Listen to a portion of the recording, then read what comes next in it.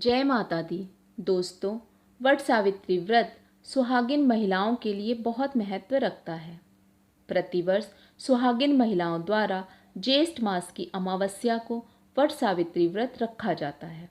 हिंदू धर्म में वट सावित्री व्रत को तीज और करवा चौथ की तरह माना जाता है, क्योंकि ये सारे व्रत पति की लंबी आयु और सुख समृद्धि के लिए रखे जाते हैं।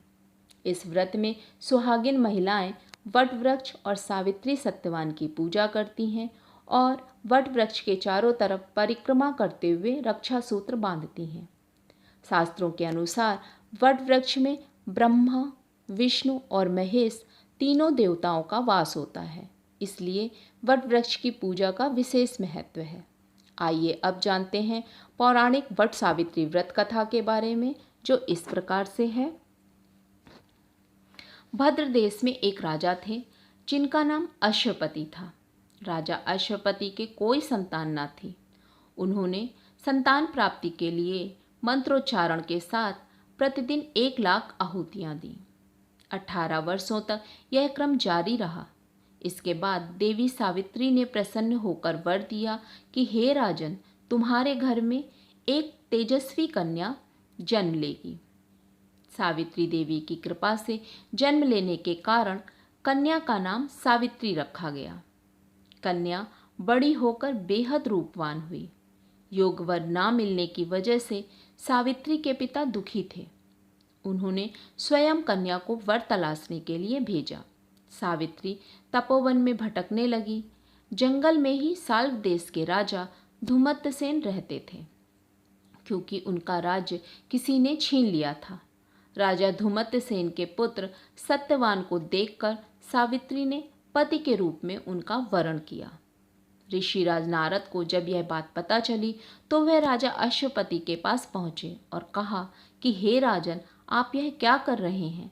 सत्यवान गुणवान है, धर्मात्मा भी है और बलवान भी है, पर उसकी आयु बहुत छोटी है। सत्यवान अल्पायु है, 1 वर्ष के बाद ही उसकी मृत्यु हो जाएगी। ऋषिराज नारद की बात सुनकर राजा अश्वपति घोर चिंता में डूब गए। सावित्री ने जब उनकी चिंता का कारण पूछा तो राजा ने कहा, पुत्री, तुमने जिस राजकुमार को अपने वर के रूप में चुना है वह अल्पायु है। तुम्हें किसी और को अपना जीवन साथी बनाना चाहिए। इस पर सावित्री ने कहा कि पिताजी, 8 कन्याएं अपने पति का एक बार ही वरण करती हैं। राजा एक बार ही आज्ञा देता है और पंडित एक बार ही प्रतिज्ञा कराते हैं और कन्यादान भी एक ही बार किया जाता है। सावित्री हट करने लगी और बोली, मैं सत्यवान से ही विवाह करूंगी।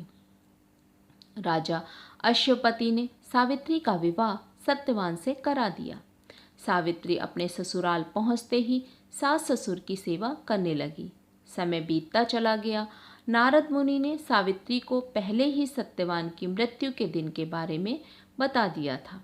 वह दिन जैसे जैसे करीब आने लगा, सावित्री अधीर होने लगी। उसने 3 दिन पहले से ही उपवास शुरू कर दिया। नारद मुनि द्वारा कथित निश्चित तिथि पर पितरों का पूजन किया। हर दिन की तरह सत्यवान उस दिन भी लकड़ी काटने जंगल चले तो साथ में सावित्री भी गई।